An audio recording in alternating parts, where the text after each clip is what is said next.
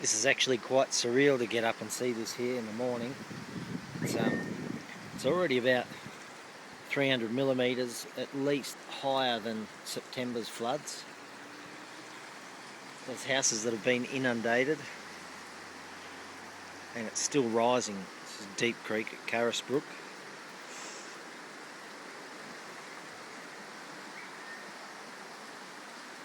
I've been up since 4:30, and it's risen probably around that 300 millimetres since then.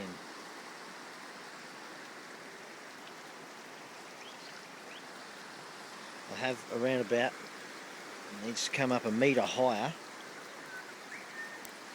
and I'm in serious trouble. I've prepared and got my couches up high, tables and chairs. My chairs are on tables. I've got the computer ready to unplug.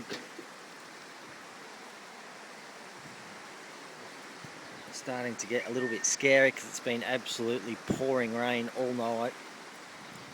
There's been big rainfalls around Carisbrook, which eventually that water comes through here, so we could be in trouble.